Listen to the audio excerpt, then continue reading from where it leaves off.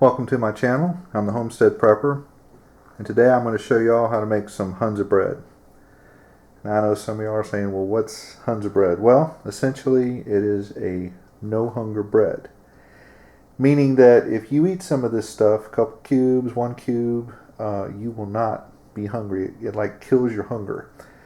My wife and I like them, if we go backpacking or we go on a day trip or something, or we really like them on long trips, and that way, instead of stopping somewhere and getting something to eat, you can just, pop one of those down your mouth and follow it up with a, coffee or whatever, and you're not hungry. You can make it till, dinner or whatever. Now, we're not, fanatical about making time on long road trips.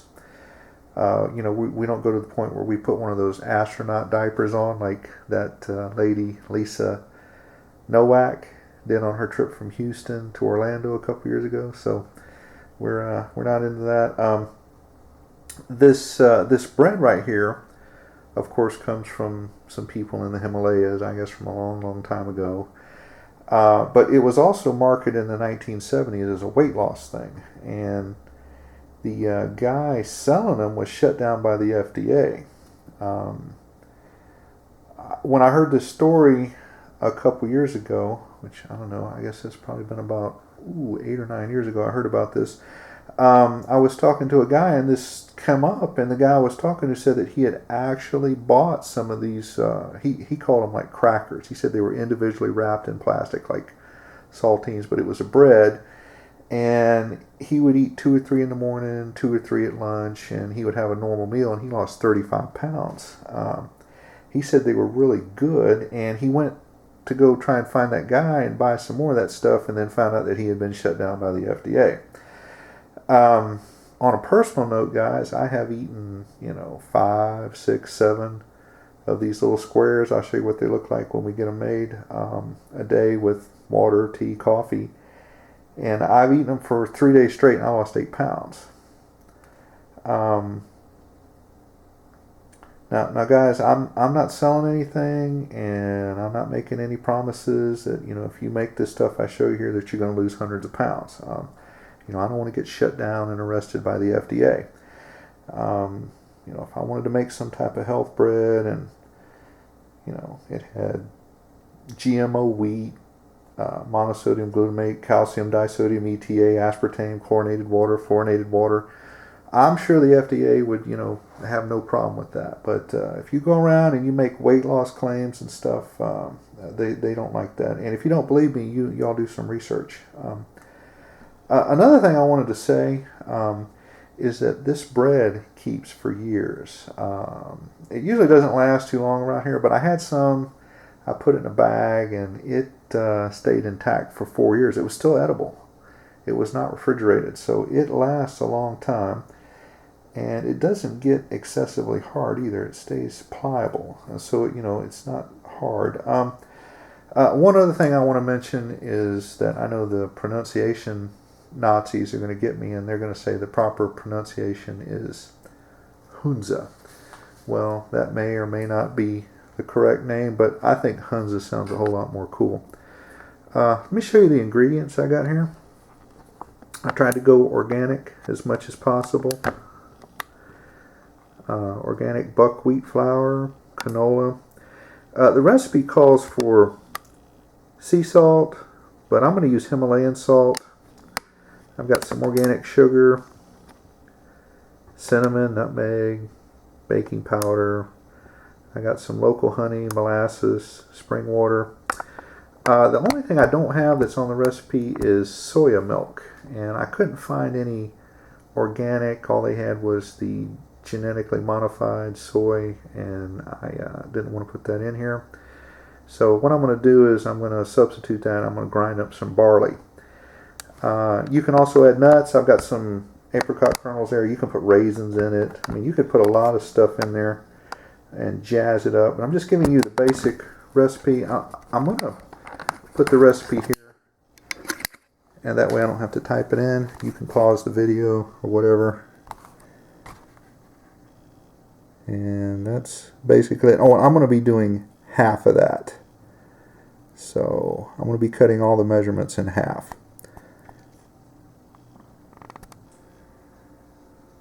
Okay, well, let's mix all the dry ingredients together. Let's go ahead and dump this in here like that.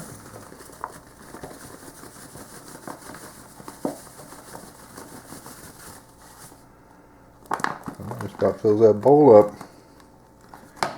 And get rid of that.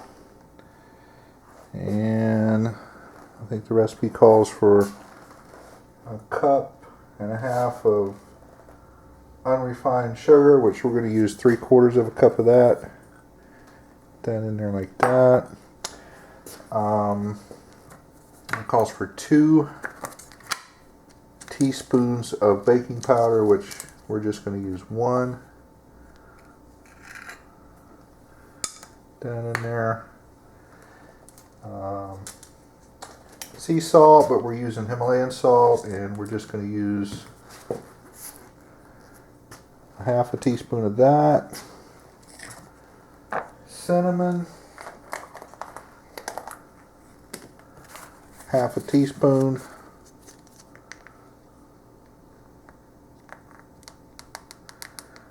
I guess we don't have to be exact, and it's pretty close. Over there. Clean that off. I don't want to contaminate it. And we're going to use half a teaspoon of nutmeg. That in there. I'm substituting the barley for the soya milk, and I'm just going to grind that up with my NutriBullet. Just put that in there like that. Put this on, and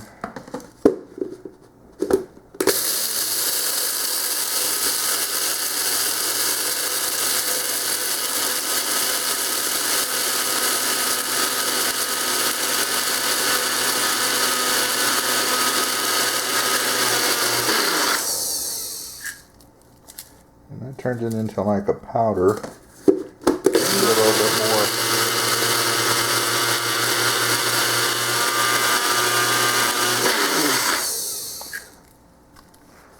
And that called for,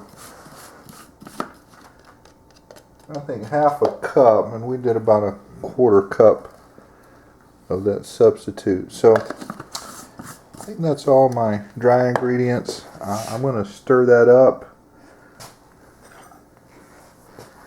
Of course, I'm going to do that off camera. I'm going to do a better job trying to do this. And then I'll put the other stuff in there.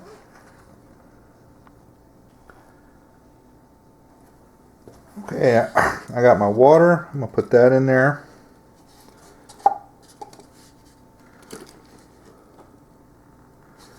Got my canola oil. We'll dump that in there. I had to move the mixing container too. It wasn't big enough. A half recipe actually makes quite a bit. So, and this is my honey and molasses. And let me get that all mixed up.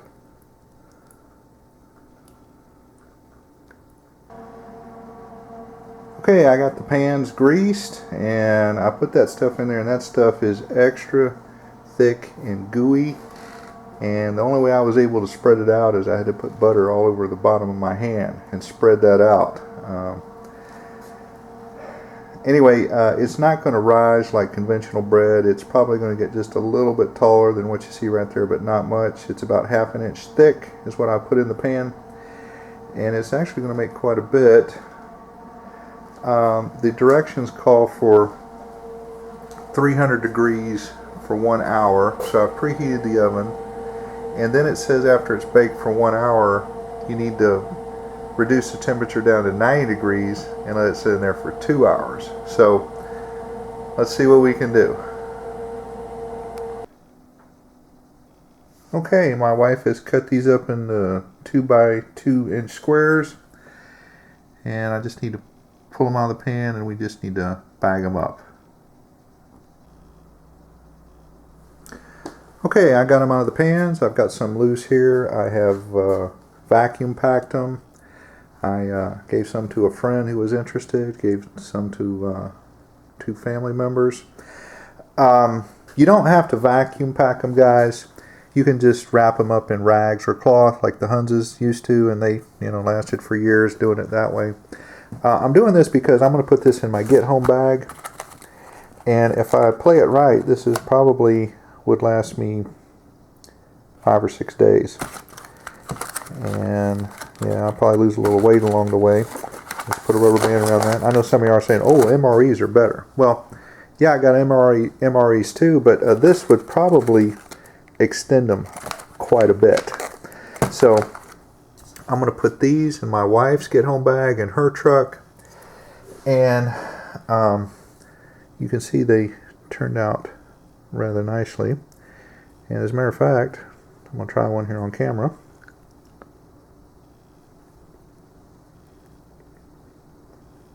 Oh, that's good.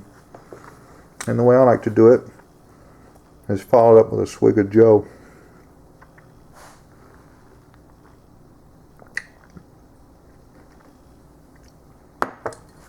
Very good. In a future video, I'm going to make some survival meal replacement bars.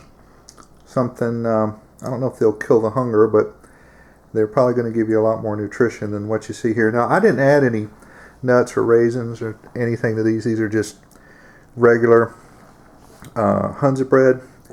Probably what I'm going to do in the future is I'll probably make these a little thinner, like crackers.